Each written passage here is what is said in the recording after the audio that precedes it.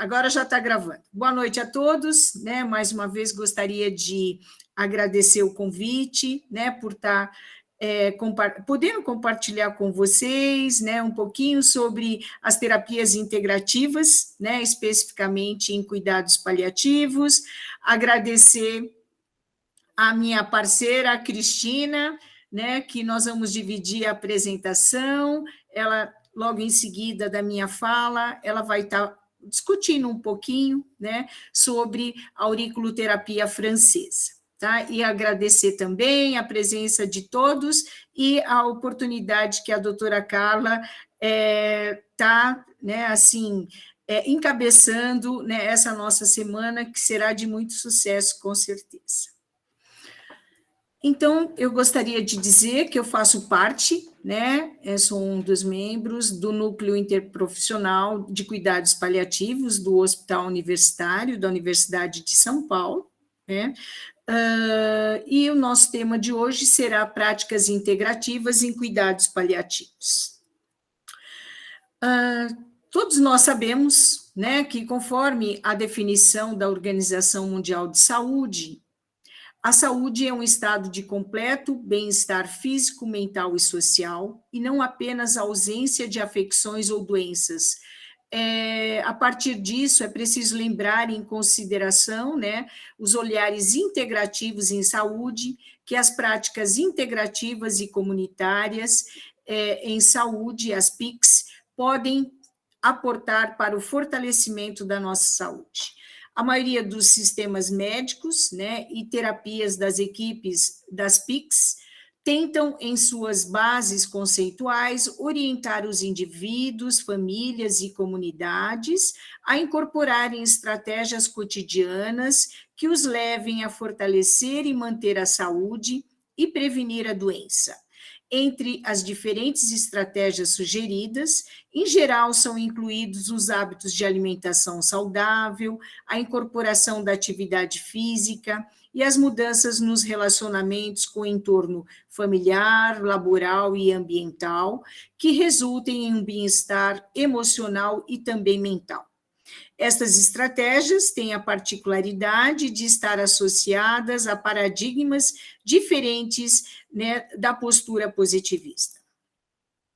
O primeiro objetivo estratégico, então, né, da estratégia da medicina tradicional da Organização Mundial da Saúde, né, que tem ideia aí até de 2023, propõe desenvolver a base do conhecimento para a gestão ativa da medicina tradicional por meio de políticas nacionais apropriadas. Para atingir esse objetivo, a estratégia propõe que os Estados-membros determinem os aspectos em que irão enfatizar para oferecer aos pacientes a forma de cuidados de saúde ótima e mais segura, e, ao mesmo tempo, considerem a necessidade de respeitar as preferências desses pacientes.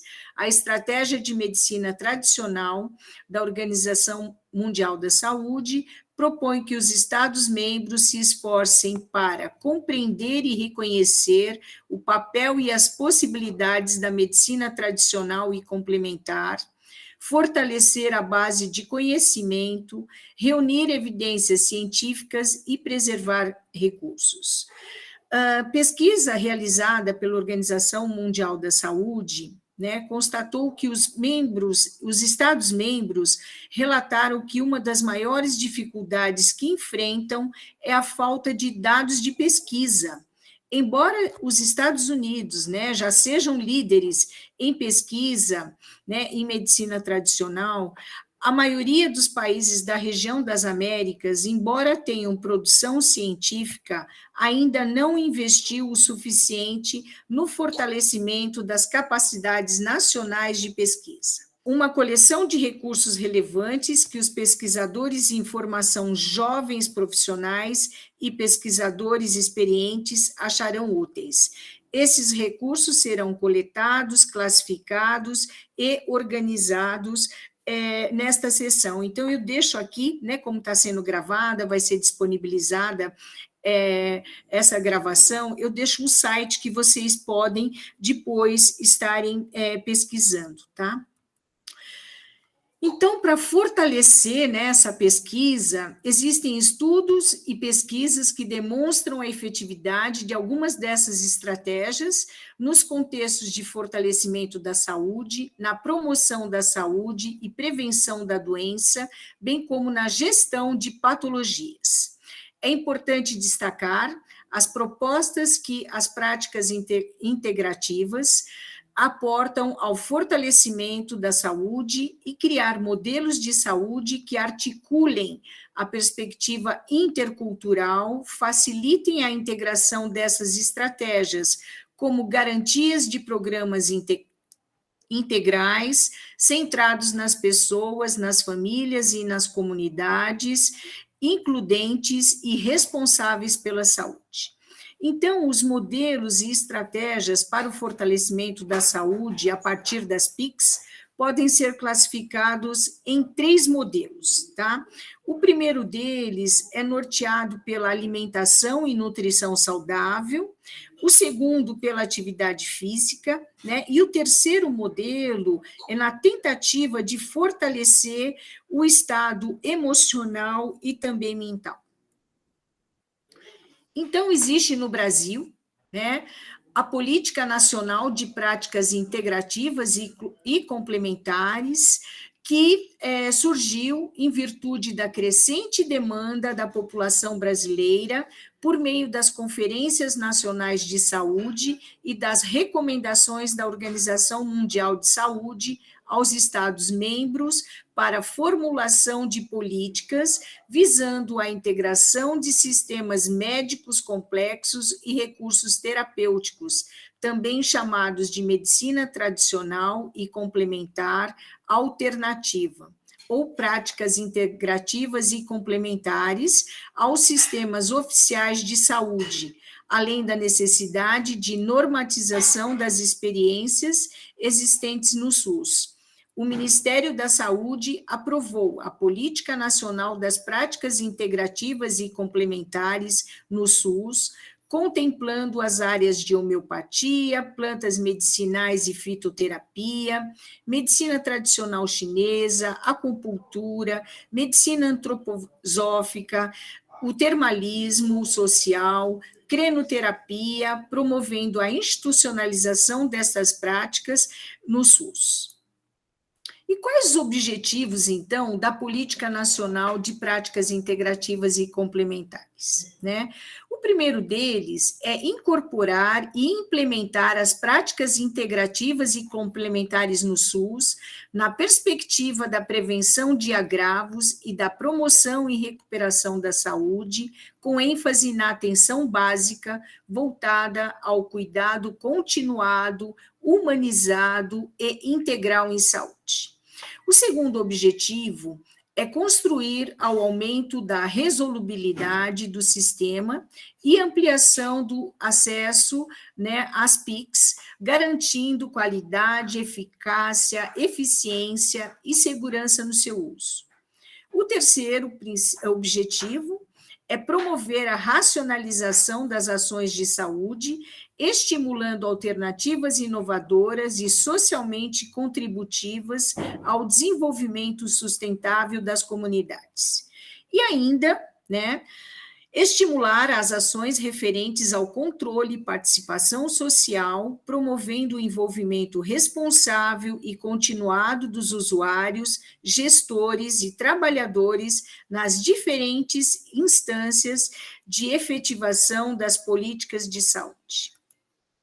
Então, eu vou estar nesses slides mostrando para vocês, né, que a partir de 2006, né, quando iniciou a Política Nacional de Práticas Integrativas, só iniciou com 5 técnicas, né, a homeopatia, medicina antroposófica, medicina tradicional chinesa, acupuntura, plantas medicinais, fitoterapia, termalismo social e crenoterapia. Já em 2017, 2018, né, houve um aumento aí né, dessas práticas, aí entrou a arte-terapia, né, a medicina ayurvédica, a biodança, a dança circular, a meditação, a musicoterapia, a naturopatia, osteopatia, quiropraxia, reflexoterapia, o reiki, a Shantala,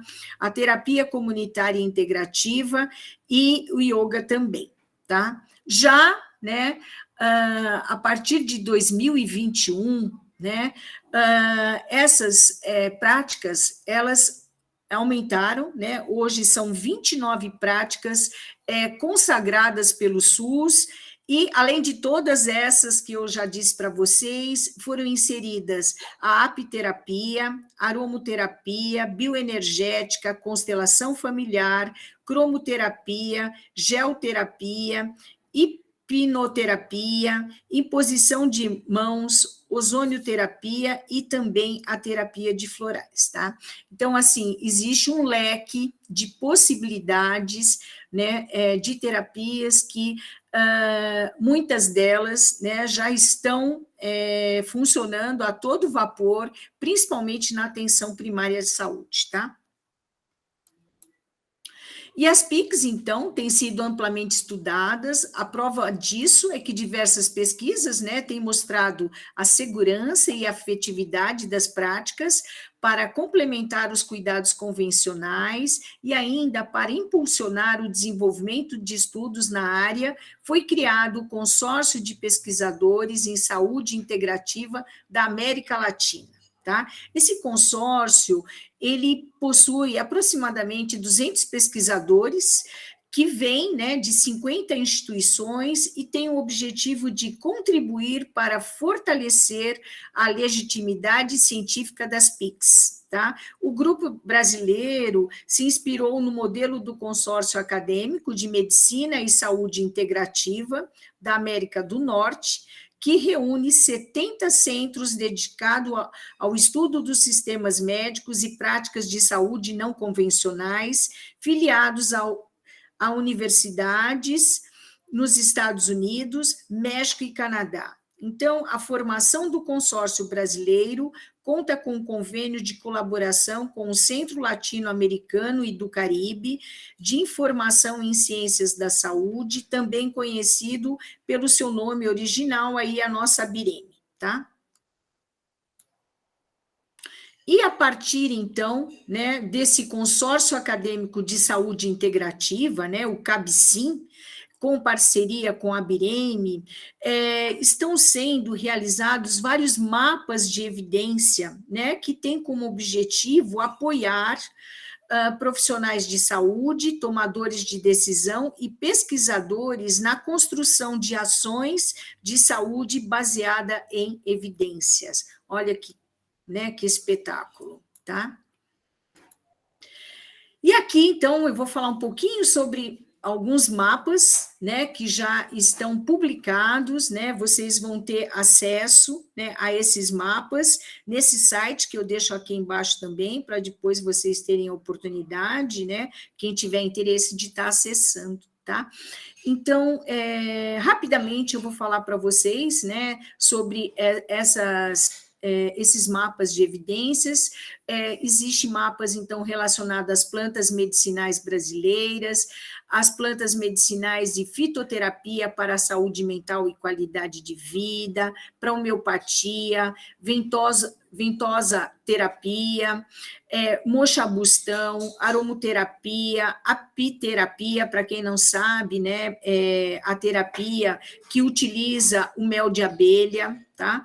A medicina tradicional chinesa, acupuntura, efetividade clínica das práticas mente e corpo da medicina tradicional chinesa, acupuntura e auriculoterapia, medicina e mindfulness, prática de meditação, yoga e hatha yoga, a prática do yoga também, a utilização da ozonioterapia no tratamento da Covid-19, a efetividade da ozonioterapia médica, da ozonioterapia usada, né, pelos dentistas aí, né, a bucal, a fitoterapia e plantas medicinais para cicatrização e doenças agudas, a prática de meditação, medicinas e fitoterapia para distúrbios metabólicos e fisiológicos, plantas medicinais e fitoterapia para doenças crônicas e dor, a efetividade clínica da Xântala, da reflexologia e da auriculoterapia, que a Cristina posteriormente vai estar mostrando isso aí para vocês.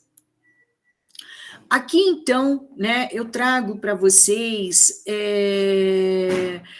número de procedimentos, né, em PICS, na média e alta complexidade, né, em 2017, onde foram utilizadas, então, essas práticas integrativas, né, e um aumento bastante significativo, né, principalmente, deixa eu achar aqui embaixo, a auriculoterapia aumentou demais, agora eu estou perdida onde está a auriculoterapia, mas a auriculoterapia aumentou, assim, muito, né, no contexto principal. Tá aqui, ó, sessão de auriculoterapia, tá?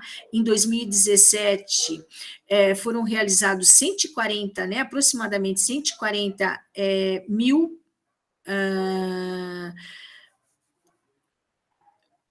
aplicações, né? Já em 2018 foi para 266 mil, e em 2019 esse número quase dobrou, foi para 492, né, aplicações da auriculoterapia. Por que esse número aumentou tanto, né?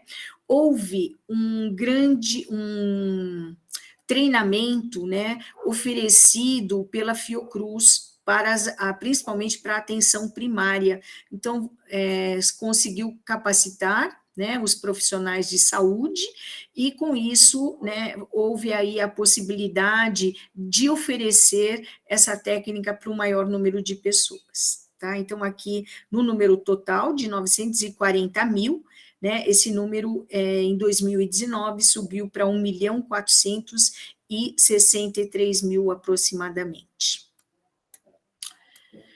E falando em cuidados paliativos, né, que é um dos nossos,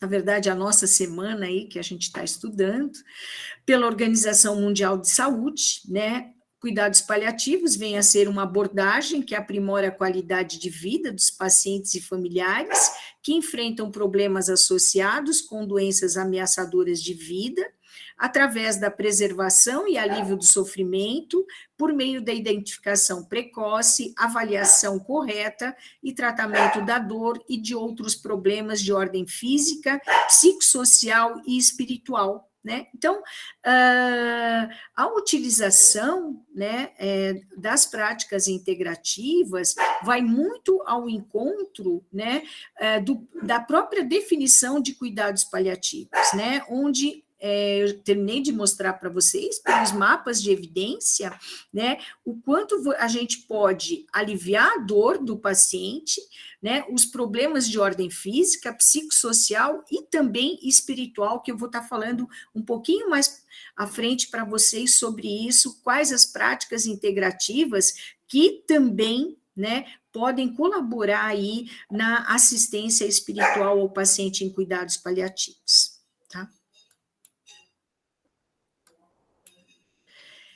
E quais são os princípios, então, dos cuidados paliativos? É a morte como processo natural, não acelerar nem adiar a morte, integrar aspectos psicológicos e espirituais, oferecer suporte até o momento da morte, um suporte à família no enfrentamento da doença e morte, uma abordagem multiprofissional, né? Pelo conceito da Organização Mundial da Saúde, está como multiprofissional, mas a gente não pode esquecer, né, que é interprofissional a caminho do transprofissional, né? Também proporcionar qualidade de vida, compreender e controlar situações clínicas e ainda o alívio da dor e dos sintomas. Então, mais uma vez, né, as terapias integrativas também, né, respeitam, né, esses princípios dos cuidados paliativos. E como eu falei um pouquinho, né, sobre a espiritualidade, então a gente sabe que a saúde espiritual tornou-se um importante foco de interesse dos sistemas de saúde nas últimas décadas, refletido em um número crescente de investigações em todo o mundo e na implementação de estratégias que incluam esse aspecto humano na atenção à saúde. Embora a espiritualidade faça parte da medicina e da saúde, desde os primeiros registros encontrados, hoje ela se torna relevante para a medicina atual, pois possui crescentes fundamentos científicos e acadêmicos também, né?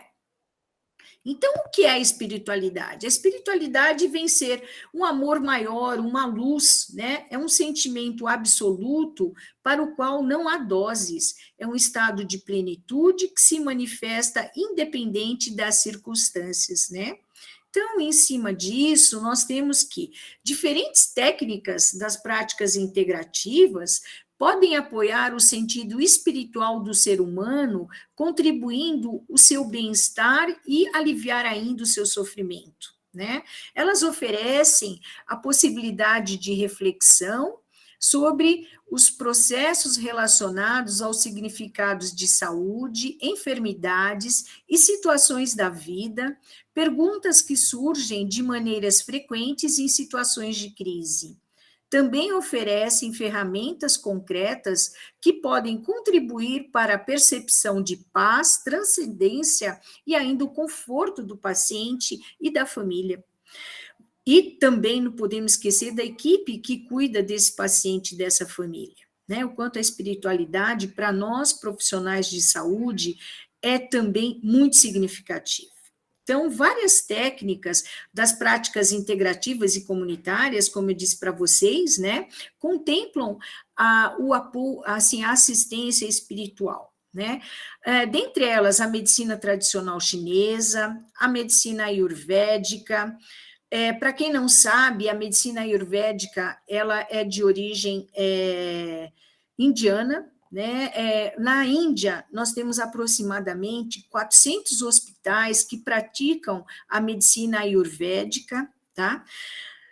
Para praticar a medicina ayurvédica de lá, o profissional ele tem que ter a formação em medicina, tá? A medicina antroposófica e a meditação, né, que tem a espiritualidade como parte de seus cosmos, né? Eles compartilham uma visão do mundo vitalista, segundo a qual todos os seres vivos são sustentados por uma força vital não física, que é fonte de vida, saúde e cura, bem como a ideia de equilíbrio ou harmonia entre corpo e espírito, e a noção de saúde como bem-estar expandido. Então, ao considerar a espiritualidade na abordagem cuidados paliativos e no final de vida, tem sido reconhecido como relevante, com o objetivo de oferecer tratamentos mais efetivos e compreensivos. Estudos têm mostrado que aproximadamente 91% das pessoas que se encontram com câncer avançado têm necessidades espirituais e que a maioria deseja ter apoio nesse aspecto da equipe que o assiste. Foi publicada em 2015 uma meta-análise, né, que encontrou uma relação positiva, bastante significativa entre saúde global e níveis de espiritualidade e religião em pacientes com câncer, sem moderar os fatores sociodemográficos e clínicos, né? Da mesma forma, níveis e práticas espirituais mais elevados estão relacionados a menos sintomas físicos, como a dor, sugerindo a implementação, né, dessas estratégias que contemplem os aspectos espirituais durante todas as etapas do contínuo do cuidado oncológico, né, e aí dos cuidados paliativos, tá? Agora eu vou estar trazendo para vocês alguns trabalhos, né, bem recentes, que utilizam, né, utilizaram as PICs, tá? Um deles, intitulado Efeitos de abordagem não farmacológica nos sintomas físicos de indivíduo com câncer avançado, foi uma revisão sistemática que objetivou os efeitos de abordagens não farmacológicas envolvendo técnicas fisioterapêuticas e PICs nos sintomas físicos de indivíduos com câncer avançado. Né? Quais foram as práticas utilizadas? Né? Foi o yoga, a acupressão, acupuntura, reflexologia, massagem aromaterapêutica e o Qigong, né? Qigong, desculpa, medicinal. A fisioterapia e as PICs têm, né, como resultados aí, efeitos positivos em indivíduos com diagnóstico de câncer avançado, reduzindo a intensidade dos sintomas físicos. Tá?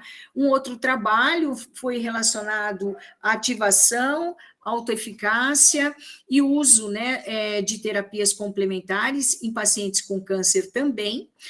Comprovou-se, né, que as PICs são utilizadas por muitos pacientes com câncer por conta própria, tá? Essa pesquisa foi quantitativa, né? Ela fez associação entre a utilização de PICs, autoeficácia e ativação do paciente em 639 pacientes adultos com câncer, sendo na maioria mulheres, né? 63%, com câncer ginecológico, gastrointestinal e urogenital, né? E concluiu-se que 60% de todos os pacientes usaram as PICs nos 3 últimos meses, né, de sua vida, tá? Sendo que 73% relacionados aos aspectos biológicos, 63% aos aspectos holísticos, né?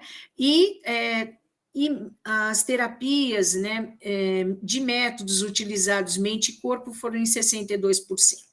Houve uma maior eficácia associada a maior interesse em PICs, mas não uso delas em comparação a pacientes com menor eficácia. A maior ativação do paciente foi associado a maior interesse em estar utilizando essas PICs, tá? Paciente com maior ativação significativamente utilizaram mais a homeopatia, as orações, o yoga. A meditação também foi utilizada, a dieta com pouco carboidrato ou cetogênicas também, tá? Maior ativação do paciente está associada, então, ao maior uso de PICs, tá? Concentra-se na ativação do paciente como um objetivo no relacionamento médico-paciente que ajudará os pacientes a aderir a um estilo de vida saudável e participar ativamente de todo o processo de tratamento. Então, está aí, né, uma orientação para que a gente estimule mais a utilização das PICs nesses pacientes, tá?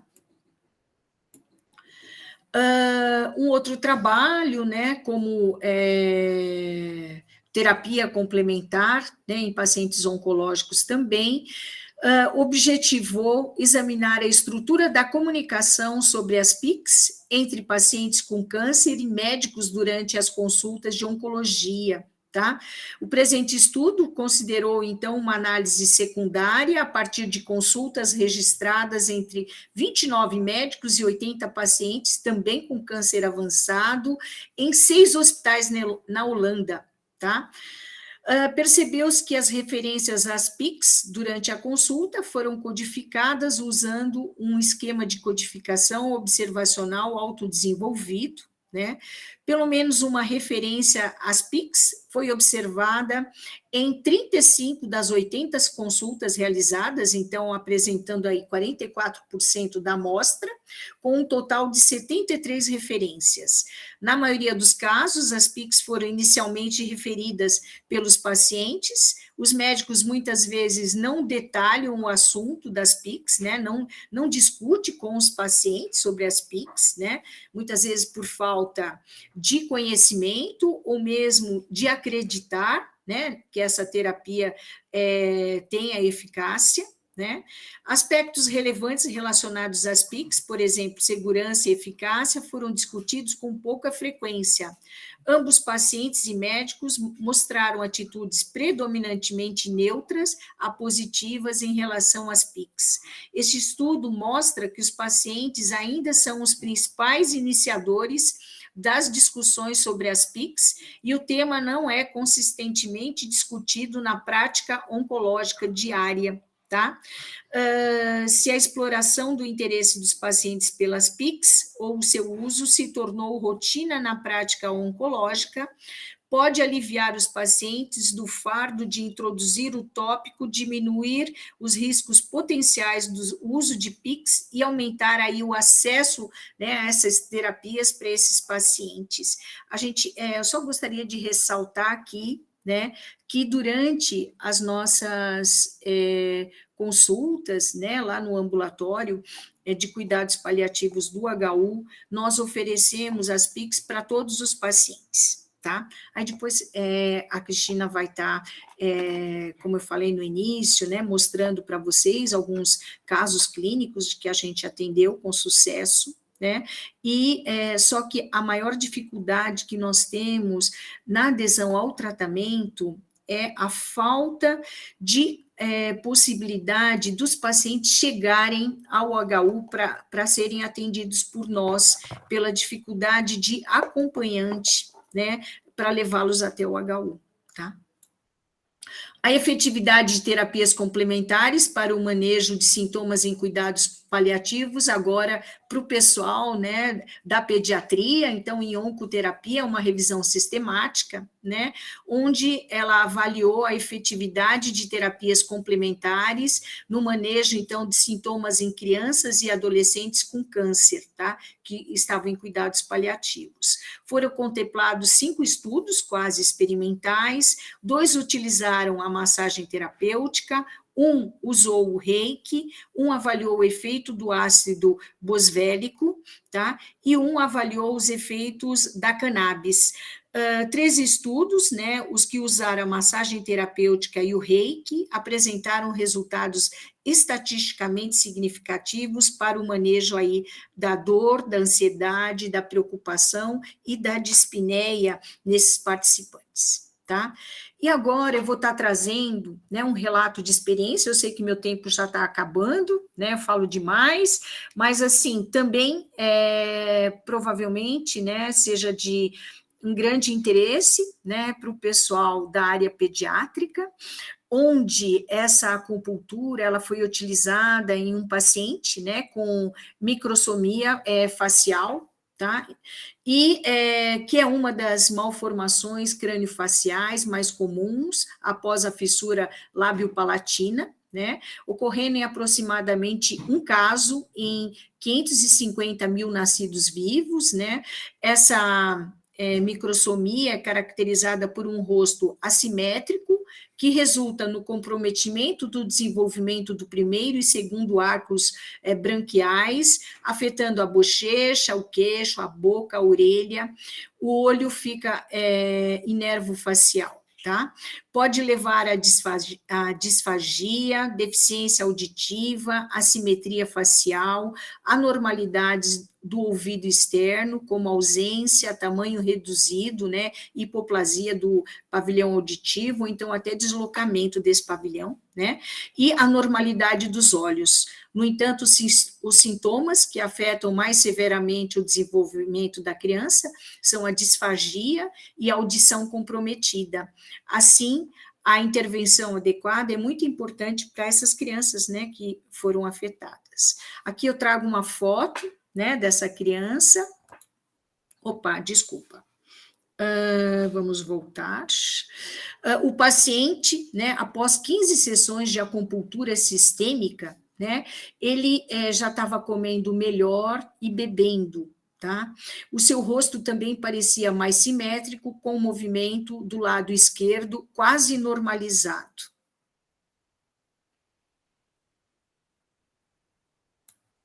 Esse estudo, gente, foi desenvolvido na China, tá?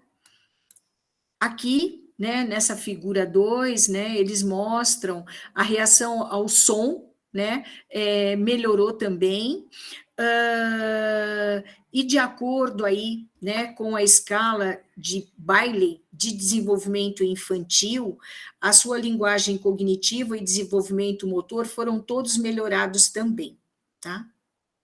E ainda o que, né, é muito importante que todos saibam que nenhum evento adverso que aconteceu com essa criança se relacionou à cultura, à acupuntura, nada foi detectado, né, de efeito adverso, então, nessa criança, tá? Então, pensando nisso, né, em 2000, e pensando nisso, eu digo, né, em toda essa importância das PICs, né, no nosso Sistema Único de Saúde, em 2020 e 2021, né, a Universidade de São Paulo lançou um programa de estímulo à modernização e reformulação das estruturas curriculares dos cursos de graduação da universidade, com a ideia de novos currículos para um novo tempo, né? Então, esse edital, ele foi lançado em 2020, né? Iniciou em 2021, e o resultado das propostas, né, dos projetos que foram submetidos, o resultado saiu em março, né, dia 2 de março, pela Pró-Reitoria de Graduação, e nós lançamos, né, uma disciplina intitulada de Cuidado Integral do Nascimento ao Envelhecimento à Luz das Práticas Integrativas, né, uma disciplina que foi apresentada, então, como um projeto que propõe inovação, oferecer essa disciplina, que trouxe aí vistas a promover uma formação mais abrangente do profissional, possibilitando qualificação, além do preparo técnico já consagrado, de tal forma que possa satisfazer recentes demandas da sociedade contemporânea, com atuais desafios nas diferentes áreas do conhecimento e a integralidade do cuidado, seja na prevenção, no tratamento, na manutenção da saúde e do bem-estar ao longo do ciclo da vida, né? Nós tivemos, então, a nossa proposta contemplada, né? Onde foram, né, cursos, o que eu faço parte, a gerontologia, fui uma das idealizadoras desse projeto, docentes da obstetrícia, da medicina, da enfermagem e da farmácia, né, foram os responsáveis aí por esse projeto, e hoje, atualmente, essa disciplina está sendo ministrada pela segunda vez, né, nós tivemos o ano passado o desenvolvimento dessa disciplina, e agora novamente, eu vi que entre, né, nós, hoje, tem pessoas que estão cursando essa disciplina com a gente, pessoas também que já cursaram no ano passado, e foi muito bem avaliada pelos estudantes, né? E por meio dessa disciplina, a gente consegue, né, disseminar mais ainda, né, a importância das práticas integrativas aí no nosso Brasil afora. Tá? É uma disciplina que acontece online, né? A professora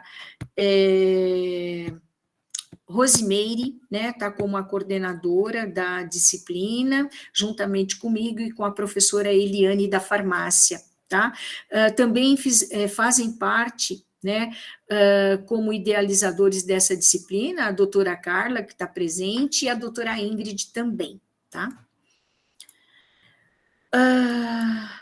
E aí, pensando nesse cuidado, né, todo que a gente tem, que a Cristina tem que falar ainda, e eu estou pegando o tempo dela, a gente tem que pensar que esse cuidado, né, ele tem que ser norteado por sentimentos e emoções, a gente tem que ver essas questões emocionais, a história de vida do paciente, pensando na sabedoria, né, na nossa sabedoria, na nossa imaginação, na solidariedade que temos que ter com o próximo, na sensibilidade, na compaixão, no amor, né, nas formas sensoriais e ainda na intuição, para que a gente consiga realmente, né, com as práticas integrativas, proporcionar, né, uma assistência de excelência ao paciente, à família e também à equipe que assiste esse paciente, tá? Então,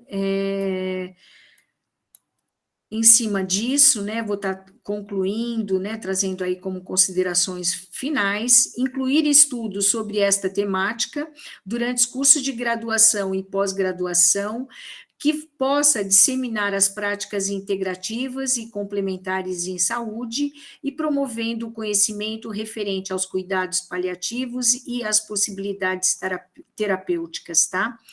E pensando assim, eu deixo as referências e trazendo ainda, né, uma frase de Picasso, quando ele colocou, né, há pessoas que transformam o sol numa simples mancha amarela, mas há também aquelas que fazem de uma simples mancha amarela o próprio sol. Então, essa frase vai muito ao encontro das práticas integrativas, né? O quanto a gente pode fazer o sol brilhar na vida desses pacientes, desses familiares e na nossa própria vida também, tá?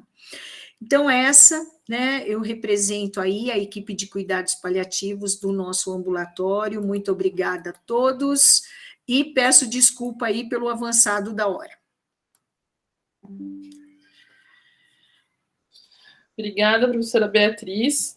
Acho que a gente pode abrir para a professora Cristina e, na sequência, a gente abre para as questões, pode ser assim? Sim, claro, claro. Então, professora Cristina, por favor. Boa noite a todos. Então, muito obrigada pelo convite mais uma vez e espero poder trazer alguma ajuda, algum conhecimento dentro do trabalho que eu estou fazendo lá nos cuidados paliativos com a doutora Ingrid, né? Então, agradeço muitíssimo essa oportunidade. Então, dentro das práticas integrativas e complementares, eu estou fazendo um trabalho sob orientação da professora doutora Beatriz, com duas das técnicas principais, que são o Reiki e a auriculoterapia. Eu vou apresentar, então, os termos principais de auriculoterapia. A palavra originalmente, então, vem do grego e quer dizer o tratamento por meio da orelha. Essa auriculoterapia que eu vou apresentar não é a auriculoterapia que a gente trabalha na medicina chinesa. É a auriculoterapia estudada com base em neurofisiologia pelo Dr. Rafael, que é o atual, e o Dr. Paul Nogier, que começou a estudar, então, a auriculoterapia na França em 1951, sempre com uma abordagem neurofisiológica, porque ele era, antes de ser médico, ele era engenheiro, então ele tinha uma ideia do ser humano como um sistema em funcionamento, não apenas do ponto de vista da medicina, mas do ponto de vista de uma engenharia de sistemas. Então, nós temos um autor que se chama Yves Rocheville, que é um dos principais professores de auriculoterapia na França, que ele diz que a auriculoterapia, na França, ela abrange uma concepção baseada em neurofisiologia, enquanto que a auriculopuntura, ela remete a uma abordagem da filosofia chinesa, não da medicina chinesa, mas da filosofia chinesa, todo o histórico milenar, né, da filosofia do povo chinês, não apenas da medicina. Quanto à acupuntura auricular, esse professor Rocheville, ele diz que não remete a um referencial teórico preciso, é apenas a colocação de agulhas na aurícula. O histórico, então, dessa auriculoterapia, que é a original, na verdade, que hoje em dia é chamada francesa, ela começa, sem o saber, né, com Hipócrates, que viveu entre 460 e 380 anos de Cristo, antes de Cristo. Nos seus aforismos, Hipócrates, que é o pai da medicina, ele dizia que as doenças que não são curáveis por cirurgia, elas podem ser curadas pelo fogo, que são as cauterizações. Aquelas que não são curáveis pelo fogo não podem ser curadas de forma alguma. Isso, então, era um dito do Hipócrates, já há tanto tempo atrás, né? Em 1951, aconteceu um fato muito interessante no consultório do Dr. Paul Nougier, já exercendo a medicina. Ele exercia a medicina comum, a clínica, ele exercia a homeopatia, ele exercia a acupuntura e ele exercia a osteopatia. Aconteceu de aparecer um paciente com uma queimadura na orelha, e ele questionando esse paciente sobre aquele machucado, o paciente disse que aquilo foi feito por uma curandeira para fazer um tratamento de dor ciática. E ele sarou dessa dor ciática. Ele ficou com aquilo, né, na cabeça, como é que uma cicatriz de uma queimadura na orelha pode curar uma ciática. Isso em 1951. Acontece que, no mesmo consultório dele, após 15 dias, apareceu outro paciente com a mesma marca de queimadura no mesmo local da orelha, e também foi por um tratamento de dor ciática, e também estava curado.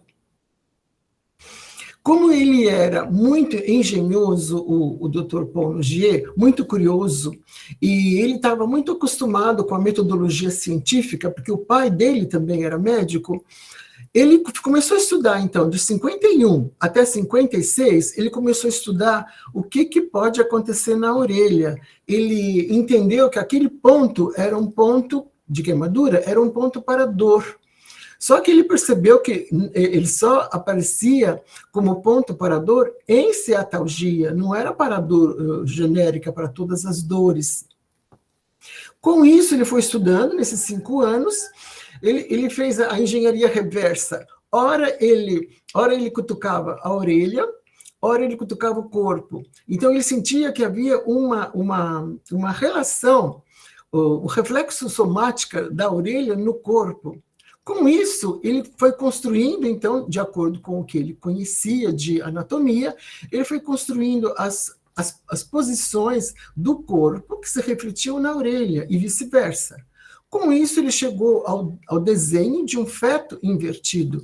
Ele entendeu, então, que a nossa orelha, ela representava um feto invertido. Sim, mas o que quer dizer isso, né? Dentro da equipe dele, eles tinham uma equipe grande de médicos estudiosos, e em 1963, ele passou a utilizar aparelhos eletrônicos que foram criados pelo Dr. Niboyer para detectar pontos auriculares. O Dr. Niboyer também era acupunturista.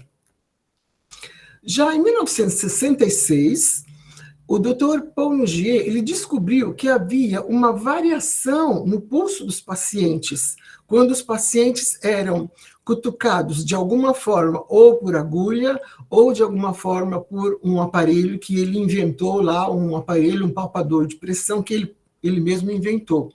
Ele chamou, então, essa variação no pulso de reflexo cardiovascular, o que nós conhecemos como o RCV. Mais tarde, ele entendeu que esse reflexo não tinha nada a ver com o coração, mas sim com a musculatura arterial. A partir daí, ele chamou, então, de sinal arterial vascular. Esse mesmo sinal arterial vascular atualmente se chama sinal autonômico vascular. Em 1976, o Dr. Nougier deu um grande salto nos seus conhecimentos, nas suas experiências, e ele descobriu que o nosso corpo, da mesma forma que a orelha e o corpo todo, na sua superfície, é tanto um absorvedor quanto um emissor de luz. Luz mesmo, pode ser luz do sol, natural, ou luz que não seja natural. Ele conseguiu encontrar, através de medições de 1 a 1000 Hz, ele conseguiu encontrar 7 áreas, tanto no corpo quanto na orelha, que se correspondiam. E elas respondiam a frequências específicas de luz, essas 7 áreas. Para finalizar esse histórico todo, em 1990, o Dr. Paul Nougier já tinha bastante idade, mais de 80 anos, ele recebeu, então, comissões da Organização Mundial da Saúde, com a presença do diretor-geral, o Dr. Hiroshi Nakajima, na cidade de Lyon, que é a cidade dele, onde ele nasceu, para estabelecer os parâmetros da auriculoterapia clínica. E aí ele foi reconhecido mundialmente por aquelas comissões e todos aqueles experts, tanto na auriculoterapia francesa quanto na acupuntura, como o pai da metodologia da auriculoterapia francesa.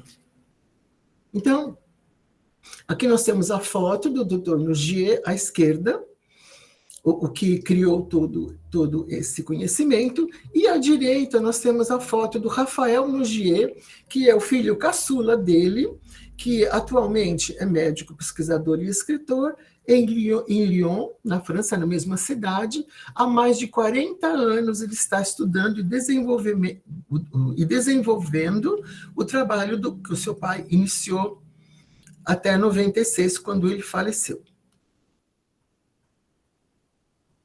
Então, o método do Dr. Paul Nogier e do Dr. Rafael Nogier, da auriculoterapia francesa, se baseiam em 3 pilares. O primeiro pilar é a detecção de pontos. Nós vamos ver que esse é um dos pilares importantíssimos que traz uma grande diferença entre o que é usualmente feito, elaborado dentro da medicina chinesa, em termos de auriculoacupuntura, e dentro da medicina francesa. Por quê? Não há, na auriculoterapia francesa, existe um mapa, é lógico, mas não há aquele sentido de procurar os locais de acordo com os pontos ou de acordo com os órgãos que estão representados nos mapas comuns do funcionamento daqueles órgãos. Ou seja, a cada momento, a cada dia, a orelha, as nossas 2 orelhas podem mudar de acordo com o que está se passando no nosso organismo todo. Por quê? Porque a nossa orelha é simplesmente um microsistema que representa como se fosse um grande painel, um painel de uma grande aeronave. É um microsistema que representa o corpo todo. Um outro sinal muito importante é o sinal vascular arterial, que é modificado a cada modificação que se faz, a cada interferência que se faz em qualquer ponto da orelha, há uma modificação no pulso, no sinal vascular. E a grande ciência do Dr. Nogier são as frequências de Nogier, que ele descobriu que em cada parte, em cada zona, não em cada órgão e em cada ponto, porém, em cada zona da nossa orelha, existe uma frequência medida em hertz que é diferenciada. Então, toda a base desse estudo da auriculoterapia francesa é a neurofisiologia. Eu coloquei uma frase aqui dos autores Artioli, Tavares e Bertolini, que diz que estímulos nas regiões nervosas do pavilhão auricular são transmitidos via nervos espinhais e cranianos para o sistema nervoso central, liberando neurotransmissores que regulam os mecanismos endógenos de controle da dor. Essa escolha, então, dos pontos ou das regiões é feita por meio de um estimulador de pressão manual e um estimulador elétrico. Existem muitas variações anatômicas. Numa mesma pessoa, as 2 orelhas são diferentes, elas demonstram diferenças no organismo. Por quê? Porque nós temos 2 hemisférios que trabalham de maneira diferente, e as orelhas nada mais são do que representantes dos hemisférios que nós temos na cabeça. Então, a auriculoterapia francesa é um método de diagnóstico e tratamento que utiliza as propriedades reflexas da orelha por meio da sua somatotopia. Ela age nos efeitos neuroendócrino-imunológicos nos processos de plasticidade cerebral. As orelhas, elas refletem os hemisférios cerebrais. Elas expressam o comportamento da pessoa. Na palpação, elas podem demonstrar rigidez ou maleabilidade. podem mostrar cicatrizes por meio de tecidos rompidos, podem mostrar flexibilidade e limites, podem mostrar resistência ou sensibilidade. As orelhas, elas acumulam as memórias de toda a vida. Elas demonstram problemas dentários, cirúrgicos, posturais, anatômicos e psíquicos. A avaliação da orelha respeita a individualidade, mesmo na mesma pessoa, duas orelhas são individuais. Aqui, então, nós temos a representação, aquele mapa bem comum que a gente conhece, né, com partes do nosso corpo, que esse, na verdade, ele foi advindo do primeiro mapa que o Dr. Nogier fez entre 1951 e 1956. Ele mostrou, assim, que existia relação desses locais com esses órgãos. Então, esse foi um mapa de antes de 1956. Ele entendeu, então, que a orelha representava uma pessoa como um feto invertido. E nesse outro mapa nós temos uma orelha mesmo, com o mesmo feto invertido, mostrando as zonas.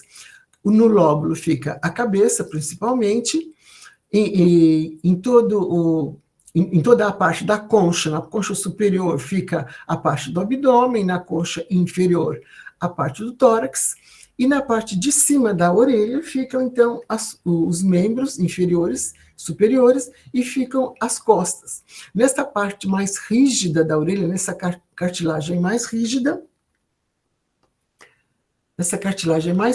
fica a nossa coluna vertebral.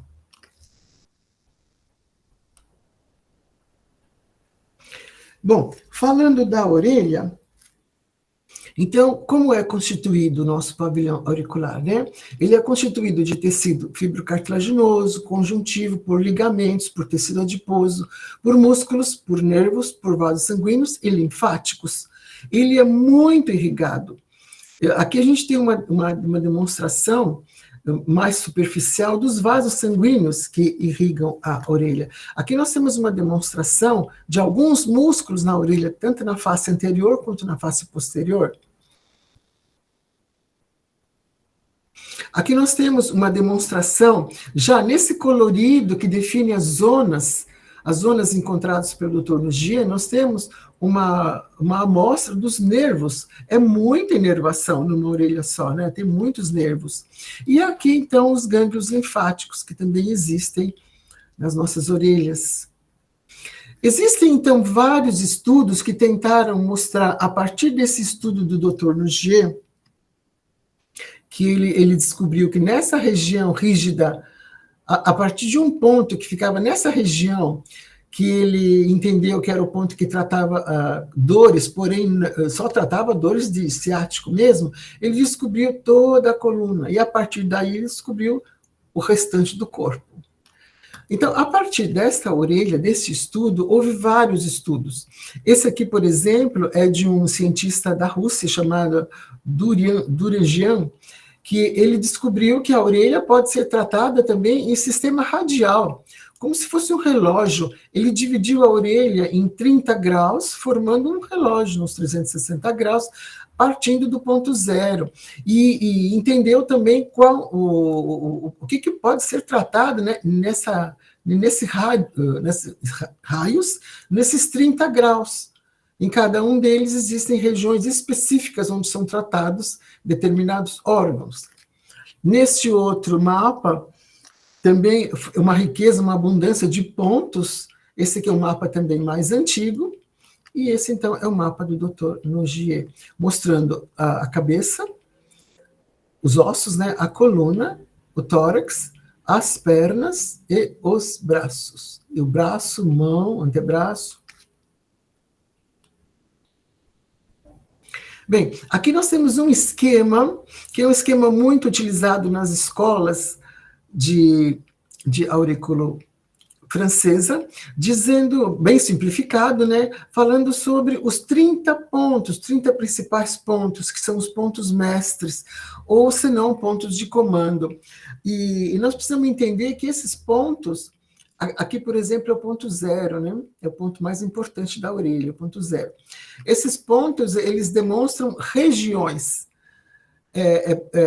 O que a gente quer tratar em relação ao nome desses pontos, esta seria uma região quase que central que trata esse ponto, mas não é exatamente esse ponto, esse local. É uma região em volta desse ponto. Por exemplo, o ponto do olho, que aqui é representado aqui pelo número 1.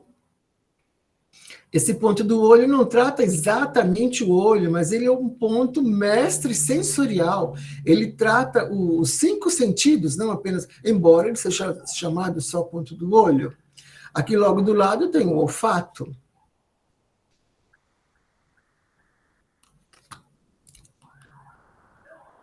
Bem, vamos então ao que mais diferencia o tratamento, que são as frequências de Nogier. O Dr. Nogier, então, descobriu, fazendo testes com frequências em hertz, de 1 Hz a 1000 Hz, ele descobriu que havia essas áreas que ele chamou de ABCD e EFG, que havia essas 7 áreas. A área A seria a área de trabalho de nível celular, e se nós formos observar aqui, ela corresponde a todos os nossos orifícios,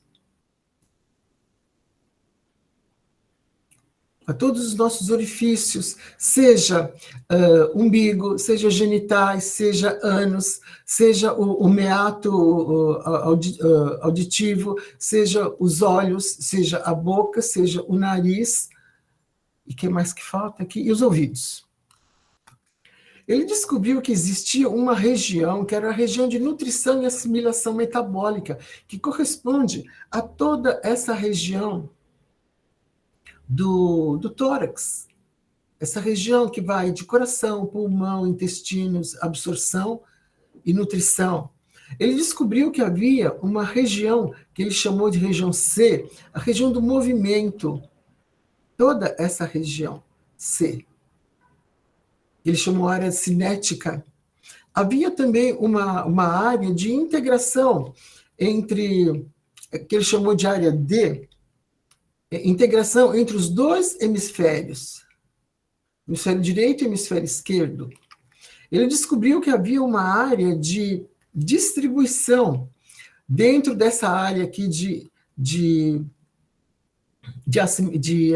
assimilação dos 2 hemisférios, uma área de distribuição do influxo entre o córtex e o soma.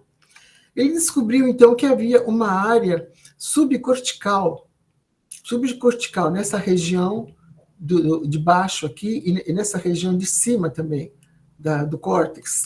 E havia também uma região que ele chamou de cortical, que é essa região do córtex mesmo. E todas essas regiões, ele encontrou uma representação na orelha, igualzinha essa representação que está no corpo, ele encontrou na orelha, inclusive em tamanho. Aqui, por exemplo, na região E, a região da medula, a região F, a região de hipotálamo, de tálamo, a região G é a região do córtex cerebral, a região mais nobre.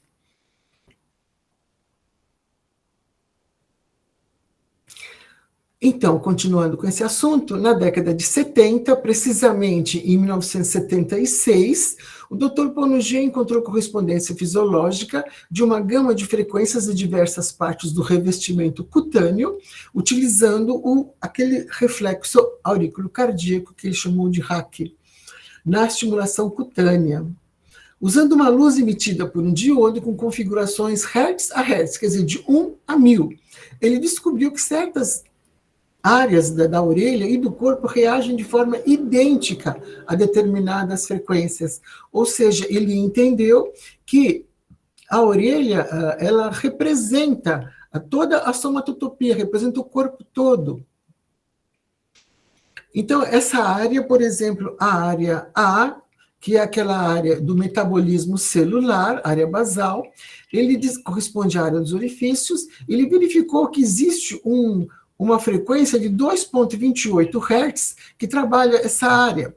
A área B, que é a área do metabolismo, da nutrição, que abrange pulmão, que abrange intestinos, estômago e toda aquela região gástrica, ele entendeu que era uma região que absorvia uma emissão de 4,56 Hz.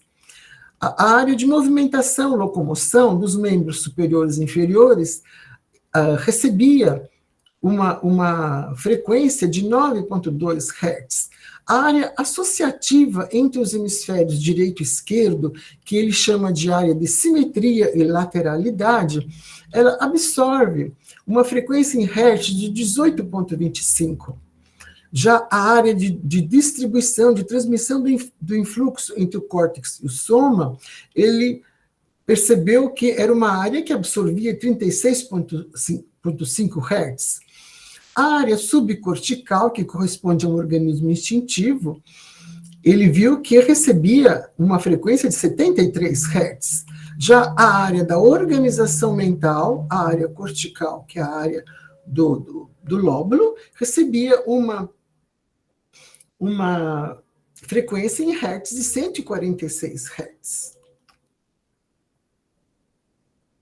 Aqui nós temos um desenho dessas frequências e das respectivas áreas onde elas atuam, nesse colorido. Então, a região A, que seria a região da crista do tragus e da crista do tragus, a região B, a região que trabalha com a pluricelularidade, que é a região da concha, tanto a superior quanto a inferior, a região da nutrição e do metabolismo. A região da motricidade, que é a região amarela, que está em amarelo, dos membros inferiores e superiores. A região da lateralidade, da simetria, que corresponde aqui, pertinho da face, que corresponde no nosso cérebro, a área da distribuição, e essa região já na hélice, hélice descendente, que corresponde às funções, desculpem, as funções medulares, essa região em verde, e as funções subcorticais que já vão chegando para perto do lóbulo, subcorticais e supramedulares, e as funções corticais propriamente, que estão nessa região da ponta do lóbulo. Acontece que essas regiões, elas não são uniformes, elas têm também partes entre elas têm uma distribuição dos órgãos, principalmente essa região do lóbulo. E aqui nós temos um desenho. Nós temos um desenho, então, uma figura com todas essas funções. A função A, a função B, a função C, D, E, F e G. Essa função da lateralidade, desculpem, eu não falei, ela é a função que está atuando em cima do corpo caloso. Bem, como é que a gente, então, começa a fazer um tratamento? Um dos pontos principais que a gente trabalha inicialmente é o ponto 0. Esse ponto corresponde a esta região, que é o ponto embriológico da orelha. Quando a orelha começou a se formar, no 17º dia da vida intrauterina, a orelha começa a se formar por esse ponto. Então, esse ponto é o ponto que nós começamos qualquer tratamento. O que é que ele faz? Ele traz a função de organizar a orelha. Ele traz tudo o que está acontecendo no soma, no corpo, para a orelha. Ele controla os órgãos viscerais por meio de gânglios nervosos periféricos. Ele é como um cérebro autônomo. Para nós encontrarmos essa região, que fica mais ou menos aqui,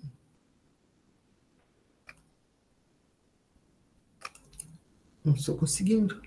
Aqui, fica mais ou menos essa região aqui. Ela é variável de pessoa para pessoa também, de orelha para orelha. E então nós podemos fazer uma dobra na orelha desta região para cá, empurrando essa região da hélice para o crânio, e nós vamos observar que aqui na cartilagem se forma uma pequena dobra, um pequeno sulco. Nós temos também um outro ponto de suma importância, que é o ponto O', que é esse ponto aqui, que ele fica na região de simetria e lateralidade, bem em cima do corpo caloso do nosso cérebro. Então, ele faz a regulação entre a simetria e a lateralidade do nosso cérebro. Um dos grandes feitos do Dr. Nogier também foi descobrir que nós temos essencialmente 2 tipos de pontos. Os pontos reflexos, que são ligados ao feixe espinotalâmico por meio do sistema reticular do tronco cerebral. Eles são pontos dolorosos à pressão, porque eles estão ligados ao feixe espinotalâmico. Eles avaliam a integridade anatômica, eles tratam a dor periférica. E também outros pontos, que não são os reflexos, são aqueles que a gente não sente a dor, que são os complexos neurovasculares. Eles são pontos de menor resistência elétrica cutânea. Eles têm atividade elétrica na origem da queda de resistividade da superfície da pele. Eles parecem implicados na termorregulação dos órgãos. Esse parecem foi uma palavra dita pelo Dr. Rafael Nogier em 2010. De lá para cá foram feitas inúmeras pesquisas e ele realmente confirmou isso, né?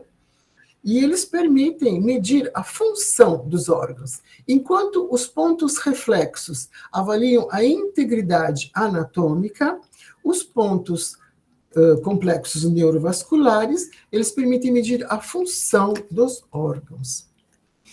Aqui nós temos um mapa das zonas descobertas pelo Dr. Nogier com a especificação de representar as cicatrizes que foram feitas no corpo físico. Também cicatrizes mentais são guardadas, psíquicas também são guardadas na orelha. Então nós temos aqui no sentido do ponto 0, que é o centro da orelha, subindo aqui pela hélice toda, nós temos então o ponto bem próximo à garganta, a garganta fica bem aqui, nesse lugarzinho aqui. Então, aqui nós temos esta região, esta faixa, que guarda as cicatrizes de amígdalas e de garganta. Do lado de dentro da hélice, nós temos então a memória da episiotomia. Subindo um pouquinho na região do abdômen, também nós temos a fissura anal, bem aqui no finalzinho do intestino. Subindo mais um pouquinho na hélice, nós temos aqui a região do joelho. O joelho, na verdade, ele fica neste ponto aqui, onde estou marcando. Mas a cicatriz fica nessa região. Depois, subindo mais um pouquinho, nós temos a região do apêndice, do apendicite. Por quê? Porque é uma região que pega essa parte protegida aqui embaixo. Depois nós temos a região da vesícula biliar, que ela é marcada aqui, embora o fígado fique nessa região aqui. As cicatrizes de memória da vesícula biliar ficam nessa região, e nessa região, nessa descida da hélice, ficam as cicatrizes das mamas. Depois fica a cicatriz da hepatite. Em seguida, na descida da hélice, fica a cicatriz da tireoide e a cicatriz dos dentes, logo à frente. Descendo mais um pouquinho, já pertinho do lóbulo, nós temos a cicatriz da testa. Bem embaixo no lóbulo, as cicatrizes psíquicas, que pegam toda essa região. E aqui na frente, bem próximo ao rosto, as cicatrizes do couro cabeludo. Nesta outra imagem, nós temos os metâmeros, que mostram a saída das terminações nervosas de cada vértebra, de cada região, e a região que elas abrangem, a região que elas inervam. Aqui, por exemplo, até aqui nós temos as torácicas, a partir daqui as lombares, que inervam toda essa região, e as sacrais, que ficam bem nessa pontinha.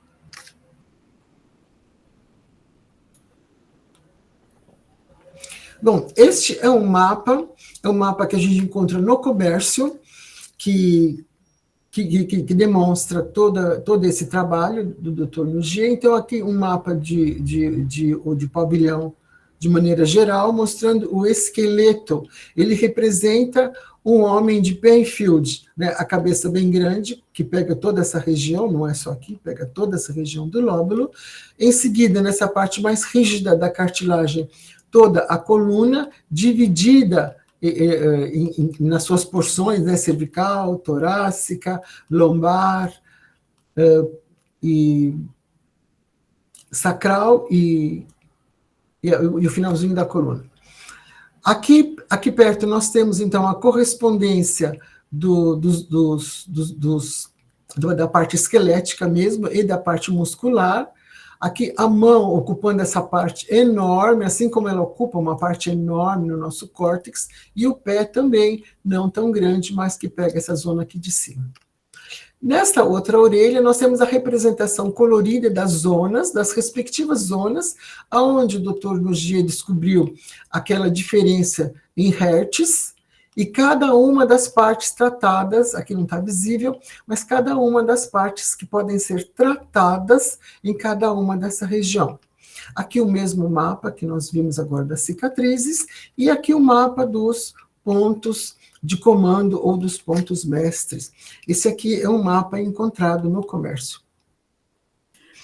Bom, o que nós utilizamos? Preferencialmente na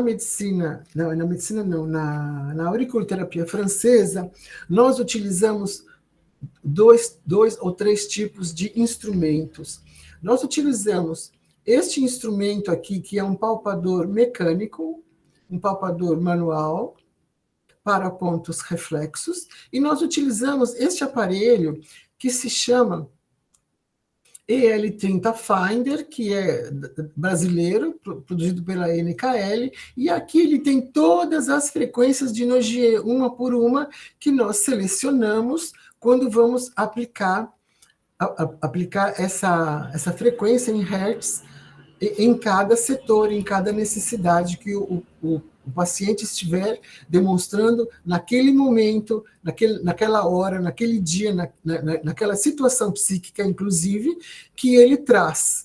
Não é uma coisa genérica, que a gente vai usar as mesmas coisas o tempo todo, não, tudo depende do dia. Então, nós temos esse aqui, que é um detector manual, um detector de pressão, e nós temos esse outro aparelho, que ele vem com 2 cabos. Essa aqui é uma ponteira diferencial. Aqui dentro, nessa hastezinha, existem 2 ponteiras. E essa aqui nós chamamos de massa, ou cabo de retorno, que nós entregamos na mão do paciente para fazer um fio terra. Cris, também... Cris, Oi. Acho que por causa do adiantado da hora, acho que se você poderia ir direto já nos estudos de caso, já são 9h30. Ok, e nós usamos então as agulhas comuns. Aqui então a reunião, eu vou só apresentar então aqui o Dr. Nakajima, o presidente da OMS na época, o Dr. Paul Nogier, na época, em 1996 e 90, e aqui o filho dele, o Rafael Nogier, que é quem continua estudando. Chegou em cadeira de rodas. Aqui nós temos 2 casos. Pois nós estamos aqui numa cena maravilhosa de uma pessoa tão recuperada. Vamos lá, então?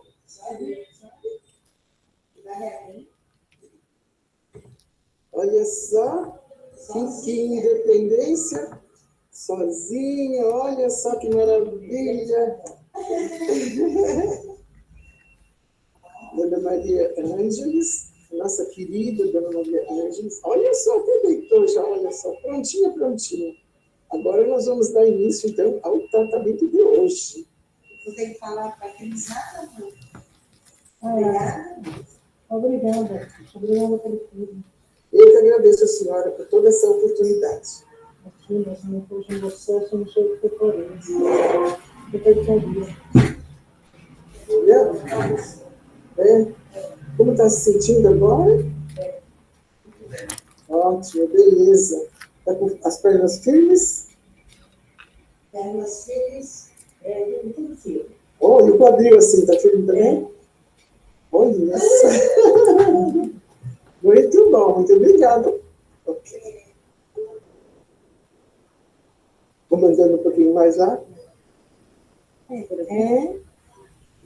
Andando, passeando no corredor, fazendo a sua caminhada, a sua performance sozinha.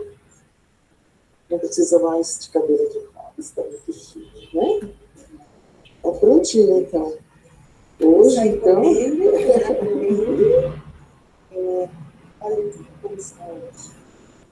Chiquérrima, né? Agradeço. Chiquérrima. Obrigada por tudo. Eu que agradeço vocês. Tchau. Tudo de bom. Tchau, querida. Obrigada. Tchau.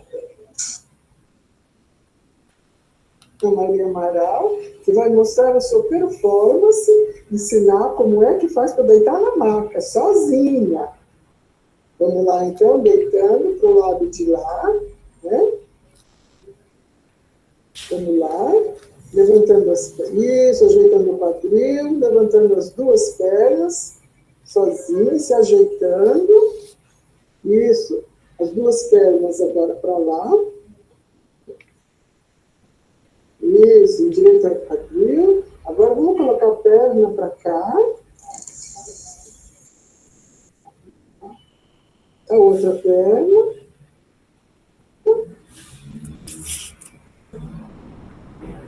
pronto, está bem assim? Está confortável?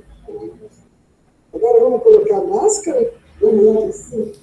Posso ajudar aqui? Um jeitinho aqui só. Então, assim? Vamos colocar a mesa aqui, colocar assim. Faz assim.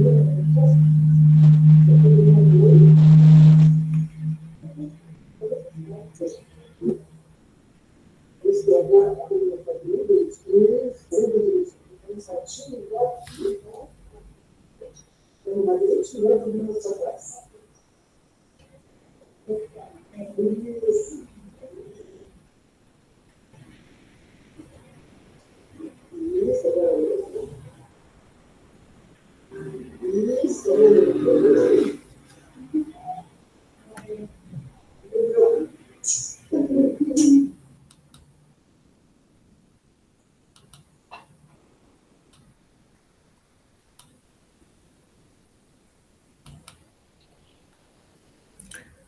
Pronto. Cristina, acho que você podia falar um pouquinho dessas duas pacientes. Você quer falar alguma coisa, só para contextualizar? Sim, a dona Maria Ângeles, quando ela começou, ela estava com muitas dores, ela não tinha firmeza nas pernas, ela não se mantinha em pé. Inclusive, ela sentia muitas dores em todo o quadril, nas pernas todas, porque o problema dela é um problema de pâncreas. O pâncreas dela está muito aumentado. Então, eu fui trabalhando, né, tudo o que se apresentava lá com baixa resistência, e ela foi melhorando muito. Inclusive, eu trabalhei muito o aspecto, na auriculoterapia francesa, a gente tem vários pontos, tem muitas regiões para trabalhar o psiquismo. E uma delas principais, que eu trabalhei todos os dias, com ela e com a dona Maria Amaral, é um ponto que a gente chama de agressividade, que na verdade é um ponto de territorialidade. Então, essas duas pessoas, elas tinham muito problema de territorialidade, elas não conseguiam falar, elas não conseguiam limitar. Então, eu trabalhei isso todos os dias, em todas as oportunidades. E elas foram falando, começaram a contar casos, começaram a falar onde é que estava o problema delas. Inclusive, em casa, elas mudaram completamente o comportamento. Então, a dona Maria Ângeles, que é a primeira, ela sentia bastante dores, ela referia dor de ciático. Então, eu colocava agulhas no local do ciático. Pronto, em 20 minutos já passavam as dores dela. A dona Maria Amaral, que é a segunda senhora, ela teve um AVC no hemisfério direito, então ela não controlava o lado esquerdo de mão, de braço, de perna. E ela estava com os pés extremamente edemaciados, mas era uma bola os pés dela. E eu comecei a trabalhar, então, vários pontos, inclusive pontos de edema, e com isso, olha o pezinho dela, como é que ficou magrinho. E também trabalhei muito o aspecto nela, porque ela é uma senhora nordestina também, que não podia se expressar. Eu comecei a trabalhar muito o aspecto desse ponto da territorialidade. Ela mudou muito em casa. E a partir daí ela começou, inclusive, a pedir mais comida. Aí ela ganhou peso, ela aumentou peso. A minha preocupação é que ela pudesse estar emagrecendo pelos pés que ela estava apresentando, bem magrinhos, né? Mas não, ela aumentou o peso. Por quê? Porque ela pedia mais comida para a filha ficava espantada, porque ela não era de pedir comida. E muitas outras coisas, muitos detalhes. Foi uma riqueza extraordinária trabalhar com essas duas pessoas. Muito interessante, Cristina. Muito. Eu entendo que, assim, as PICs, elas vão crescer muito ainda. Como a professora Beatriz mostrou na apresentação dela, já está crescendo e acredito que crescerá muito mais. E até para mim é uma coisa nova, né? Vocês sabem, eu não até um dia fui lá no ambulatório, a gente estava conversando um pouquinho, mas é uma coisa nova e eu tenho certeza que muitos dos que estão aqui hoje, nessa noite também, né, não conhecem. Então, entender um pouco essa aplicação, né, no contexto clínico é bem interessante. E acho que a gente pode abrir, gente, ter uns minutinhos finais para dúvidas ou comentários. Também a doutora Ingrid, não sei se ela está presente ainda, eu sei que ela estava. Deixa eu ver se ela está por aqui ainda. Tá, não sei se a Ingrid pode falar ou se ela gostaria de também falar um pouquinho da experiência do ambulatório. Eu não sei se está dando para escutar, Dá. A gente tinha um ambulatório mais voltado na parte clínica, né? A gente vai falar no também. E aí foi introduzido, junto com a doutora Beatriz e com a Cris, a questão da PIC. E mudou muito o ambulatório e os pacientes. Assim, é uma coisa impressionante como os pacientes têm tido melhoras. Assim. E não só os pacientes, porque elas não acolhem só o paciente, né? Elas acolhem também a família. E a família começa a pedir para poder também fazer terapias. E os pacientes que têm uma sobrecarga do cuidador vem apresentando melhoras. Você vê, quando eles voltam à consulta no outro dia, a face do cuidador melhora, elas contam coisas que conseguiram mudar. Por exemplo, tem um paciente que elas me mostraram aí, que o paciente não queria mais sair de casa, a filha estava super sobrecarregada, cuidava dele, de uma avó, e aí começou a cuidar dele, ele começou a ter outras perspectivas, que vinha no ciclo de soleia, e aí a filha também fazendo. Então, você vê que muda não só o paciente, mas muda toda a dinâmica familiar. Nós temos que agradecer muito a elas, assim, é excelente o trabalho delas, tem agregado muito com o ambulatório. Muito legal, obrigada, Ingrid, pelo relato. Acho que a Flávia levantou a mão, pode falar, Flávia. Oi, boa noite. Esse caso da Maria Ângeles, né, os dois casos, né, Maria Amaral e Maria Ângeles, eu também acompanhei com elas no ambulatório. E a Maria Ângeles é interessante porque ela chegou de cadeiras de rodas, ela não andava e ela chegou sentindo muitas dores.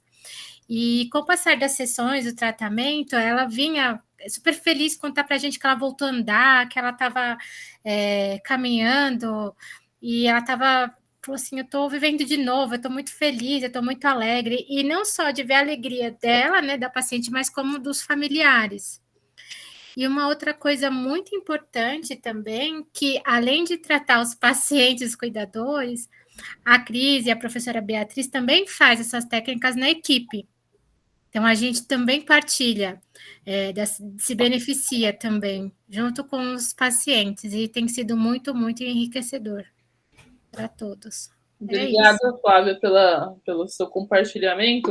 Você vê que importante, né? É o cuidado do paciente, da família, cuidador e da equipe, né? Que são os 3 cuidados, né? Então, que interessante, né? As PICs proporcionam isso. Pode falar, Ingrid. Não, só para terminar, assim, eu sempre falo isso no ambulatório para os internos, que assim, esse cuidado e essa modificação dos pacientes, ver que o paciente ficou bem, é o que nos estimula a todos os dias no cuidado paliativo nesse ambulatório, né? Porque as pessoas muitas vezes se questionam, falam assim, nossa, mas por que você foi no ambulatório? Como você escolheu cuidados paliativos? Por que você escolheu cuidados paliativos? E quando você vê um paciente que ele não conseguia andar e de repente ele volta a andar, porque ele tinha muita dor, ele precisava controlar a dor, é o que faz a diferença para a gente no dia a dia. Muito legal. Vou abrir para a professora Beatriz também comentar. Realmente, para mim está sendo assim um ganho muito grande, né? É uma terapia que eu já acredito há muito tempo, né? E agora conseguindo colocar em prática, né? Na sexta-feira mesmo, nós tivemos o atendimento de uma paciente com CA de mama, 58 anos, né? E há 10 dias foi detectado essa neoplasia, né? E ela disse para a gente, estava eu, doutora Ingrid e a Flávia na sala, ela falou assim, quando eu cheguei aqui no pronto-socorro, me deram a minha sentença de morte, né? E depois que a Cristina fez, né, a aurículo nela, mudou totalmente, né, a fisionomia, ela estava com ar de vida, né? Ela chegou para a gente, assim, totalmente apática, né? Desencantada da vida, né? E eu e a Cristina ficamos lá até 3 horas da tarde, na sexta-feira, 3 e pouquinho, né? Acolhendo ela. Essa paciente, ela não tem família, né? Ela estava com 2 amigas que estão assistindo, né? E ela, assim, não está andando, mas só a felicidade, parece que ela se revitalizou. Para mim foi um enorme presente para o final de semana, né? Assim, o quanto traz para a gente, né, essa alegria de você conseguir, né, ajudar outras pessoas e ser ajudado ao mesmo tempo, né? Porque a partir do momento que a gente escolhe ser profissional da saúde, né, a gente tem como resposta, né, a melhora ou a morte digna do paciente. Isso é muito importante para a gente, né? E a Cristina também disse da dona Maria Amaral, né, uma mulher que era totalmente submissa ao marido, e agora ele reclama porque ela está falando, né, o que ela está engasgado na garganta, ela fala para ele, né? Então, ele tem se queixado do comportamento dela, né? Então, isso para a gente é muito legal também, né? A pessoa tem autonomia. Aí vai causar divórcio, a auriculoterapia. Aos 80 e poucos anos, porque a dona Maria Amaral tem 84, não é, Cristina? E a Maria de Ângeles é 86 a 83. Né? Então, são pacientes, né, longevas, e a gente vendo aí, né, a recuperação, né, não vou dizer total, mas parcial dessa incapacidade funcional. Isso para a gente é muito gratificante. Só gostaria de agradecer mais uma vez essa oportunidade, né, da gente estar trabalhando nessa equipe maravilhosa, né? A doutora Ingrid é extremamente dedicada, né, carismática com os pacientes, com a gente, com a família. A gente tem o Charles também, que ele não está aqui, mas é um residente de farmácia, né, que nos ajuda muito, e toda a equipe, né, a gente precisa de encaminhamento para fono, para TO, para físio, para a Evelyn, nutricionista, está muito com a gente também, toda quinta-feira de manhã, e né, sexta de manhã. Isso é muito prazeroso estar ali, tá? Então, convido aí as pessoas lá do HU, se quiserem, né, estarem lá numa sexta-feira com a gente, serão bem-vindos. Obrigada, Carla. Eu que agradeço. Pessoal, mais alguma dúvida? Alguém quer fazer algum outro comentário?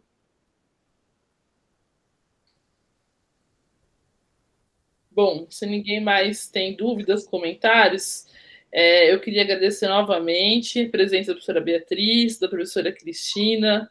É um tema muito interessante. Com certeza teremos outras oportunidades também de discutir isso. E a gente quer ver os resultados, né, depois, né, professora Beatriz, dessa pesquisa aí, que eu acho que vai ser muito legal. Com certeza. Eu queria aproveitar também, pessoal, eu deixei aqui no nosso chat o Instagram do Núcleo Interprofissional de Cuidados Paliativos.